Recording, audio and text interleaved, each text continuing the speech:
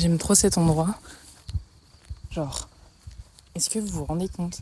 Bon, non, là, vous pouvez pas vous rendre compte parce qu'on voit pas la vue derrière moi, mais on a la down crawl derrière. Oh. Et juste la vue, elle est trop magnifique. Vous savez, cet endroit-là, dans lequel je suis dans une sorte de refuge. C'est dans cet endroit que j'ai pleuré, crié à Dieu au milieu de mes années de licence. Je me souviens quand j'allais pas bien à la fac, je prenais ma petite Twingo et je montais ici et je pleurais et j'exprimais à Dieu mes frustrations, mes douleurs, mes blessures, mes souffrances, le feu. Je lui décrivais le feu que je vivais. C'était vraiment, je vous promets, ces moments-là, j'en ai des vidéos, j'avais les cheveux courts comme ça à l'époque. J'avais l'impression d'être consumée de l'intérieur. Ouais, c'était dur. Mais le Seigneur a été fidèle. Et en fait, aujourd'hui, j'ai à cœur de partager par rapport à ça. J'ai chaud, donc je sais pas pourquoi j'ai pris mon écharpe. Mais c'est pas grave. Ouais, ces derniers temps, en fait, vous savez, j'ai pas vécu une épreuve à la hauteur de celle que je vous décris là. En tout cas, c'est une épreuve, mais la manière dont je la vis est totalement différente. Peut-être qu'il y a quelques années de ça, j'aurais été vraiment déboussolée, j'aurais vécu ça comme une sorte de montagne que vous voyez pas, mais que moi je vois derrière, ou là, même juste en face. Et en fait, aujourd'hui, je vois la main de Dieu. Je vois la main de Dieu, j'ai vu la main de Dieu plus tôt dans ma vie et tout, mais je vois la main de Dieu aujourd'hui dans la manière, au travers de la manière dont il me permet de gérer certaines épreuves. Et on va commencer par prier, si vous le voulez bien.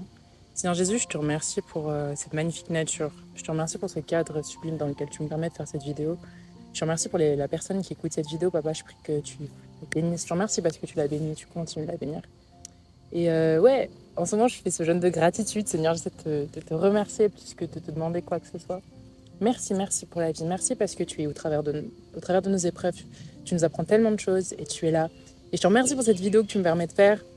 Oh là là, Jésus, je compte sur toi. Merci pour ton esprit qui nous inspire. Mon Jésus. Amen. Ok.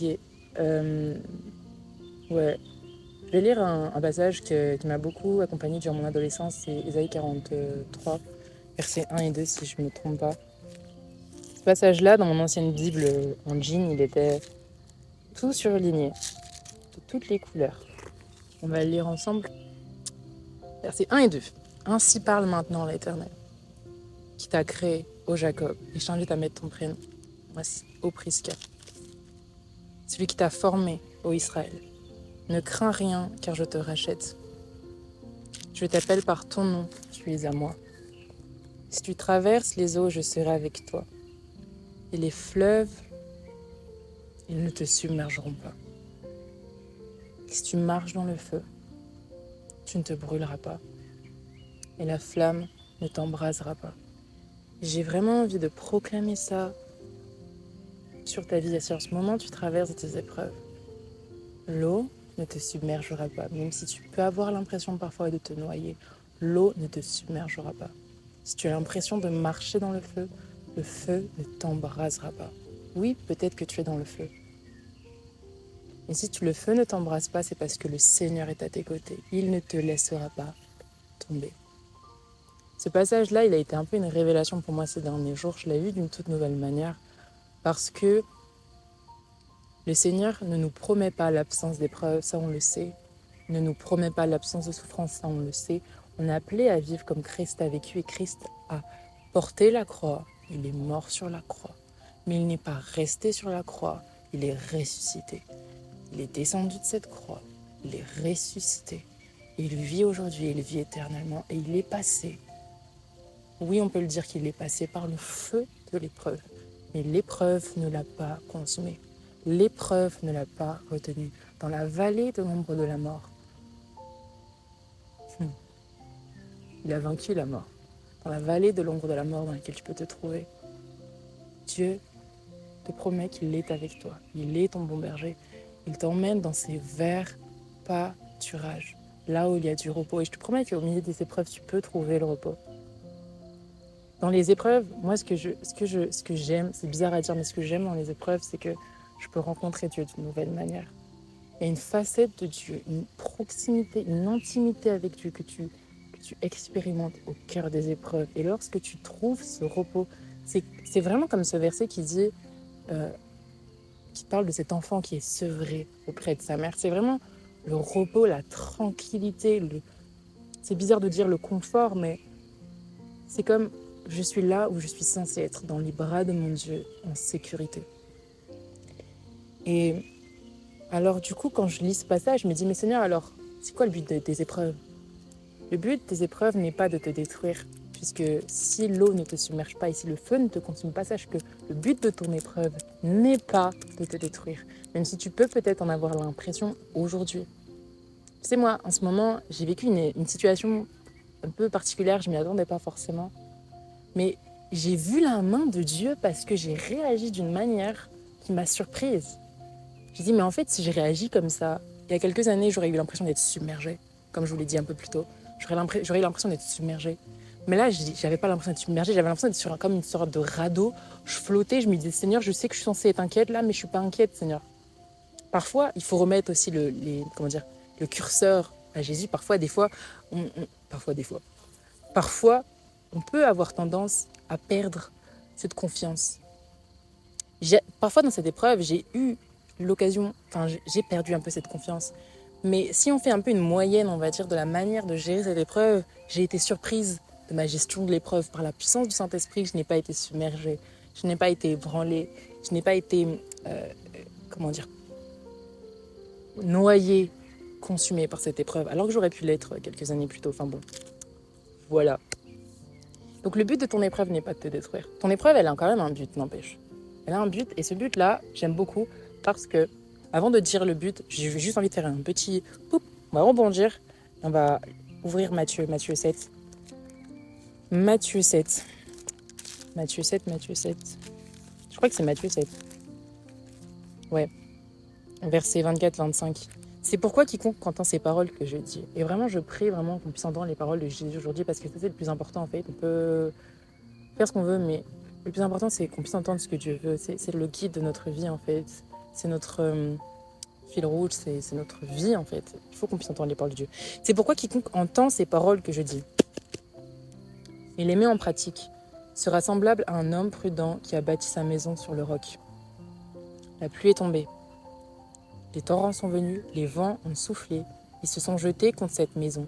Elle n'est point tombée parce qu'elle était fondée sur le roc. Parce qu'elle était fondée sur le roc. Parce qu'elle était fondée sur le roc. La maison n'est pas tombée pas parce qu'il n'y avait pas de pluie, pas parce qu'il n'y avait pas de vent, pas parce qu'il n'y avait pas de... toutes ces choses. Elle n'est pas tombée parce qu'elle était fondée sur le roc, qui est la parole de Jésus. La parole de Jésus. Le Seigneur ne nous a pas promis l'absence d'épreuves. La pluie va tomber. Les vents vont souffler. Il est même dit que la pluie tombe sur les bons comme sur les injustes comme sur les justes. Et c'est quoi la référence exacte ? Je pense que vous voyez de quoi je parle, de quel verset je parle. Mais ouais, le Seigneur ne nous a pas promis l'absence de pluie. C'est la pluie qui fait grandir. C'est la pluie qui fait pousser les fleurs. On va trouver ce verset. La pluie tombe sur les justes. Google. Matthieu 5. Non. Oui, Matthieu 5. On n'est peut-être pas loin. Matthieu 5, verset 45. Afin que vous soyez fils de votre Père qui est dans les cieux, car il fait lever son soleil sur les méchants et sur les bons, sur les méchants et sur les bons, et il fait pleuvoir sur les justes et sur les injustes. Voilà, la météo, c'est pour tout le monde. Tout le monde pareil. Maintenant, il y a un Pierre 3 qui nous donne énormément d'espoir et qui complète bien Isaïe 43, versets 1 et 2. 1 Pierre 3, j'ai dit ? Non, c'est 1 Pierre 1, pardon. 1 Pierre 1. On va y arriver. 1 Pierre 1, where are you ?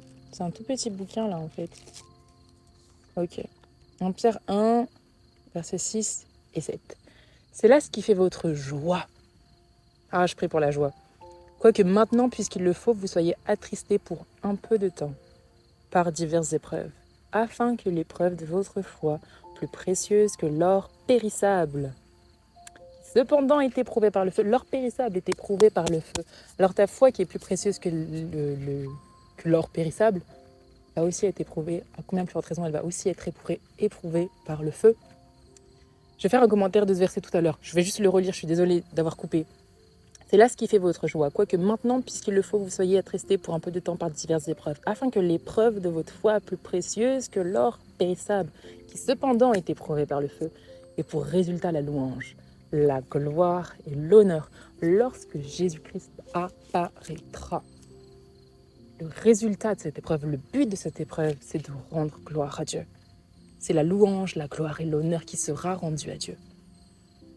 Souvent, les plus beaux témoignages, c'est les témoignages où tu as les plus grosses épreuves. Mais cette fois, le juste tombe et il se relève. Je crois que c'est ça le passage. Le juste tombe, mais il se relève parce que Jésus-Christ le relève. Il ne reste pas à terre. Donc, 1. Mon épreuve n'est pas là pour me détruire. 2. Mon épreuve est là pour rendre gloire à Dieu. Et en fait, je trouve ça trop magnifique parce qu'en fait, le Seigneur, il nous promet d'être avec nous dans cette épreuve. Donc ça veut dire qu'en fait, c'est hyper rentable quand tu réfléchis. Tu te dis, ok, je vis une épreuve. Oh, purée, l'épreuve, elle peut être douloureuse. Mais le Seigneur est avec moi. Il me tient. Ma foi est affermie. Ma foi est affinée, elle est affermie. Elle est rendue plus pure. Et en plus de ça, en plus du fait de ne pas être détruit, je rends gloire à mon Dieu. L'épreuve est un sujet de gloire pour mon Jésus. Waouh! Waouh! Seigneur Jésus, je ne veux pas prier pour des épreuves, papa. Mais papa, que qu'on puisse... Oh là là. Merci parce que tu nous donnes de voir. J'avais dit gratitude, donc je vais te dire merci. Merci parce que tu nous donnes de voir du sens dans nos épreuves. Tu es là avec nous au milieu des épreuves que nous traversons. Tu ne nous abandonnes pas, tu nous tiens, tu es là à nos côtés, papa. Merci. Merci parce que notre foi est affinée, elle est affermie. Merci parce que l'objectif, c'est de rendre gloire à Jésus. Merci parce que tu nous donnes une joie que le monde ne peut nous donner. Une joie qui est en tant que telle un témoignage. Parce que lorsque le monde voit l'épreuve que nous traversons et la joie que nous avons, papa, oh là là, c'est un sujet de gloire. C'est un sujet de gloire pour toi, c'est un sujet de réjouissance, de reconnaissance, de louange. Merci Seigneur pour cette joie que tu nous donnes. Merci Seigneur parce que l'épreuve n'est pas là pour me détruire. Merci Seigneur parce que tu es avec moi au cœur de l'épreuve. Au nom de Jésus. Et tu es aussi avec cette personne. Oh là là, merci car tu l'as béni. Au nom de Jésus. Amen. Et merci encore une fois pour cette vidéo. Puis tu m'as permis de filmer. Je suis trop contente. En plus, c'est dans un cadre qui a énormément de... C'est fou parce que j'avais pas fait le lien avant de venir ici. Mais c'est vraiment dans cet endroit-là que j'ai vécu mes pires épreuves. Donc voilà. Soyez bénis.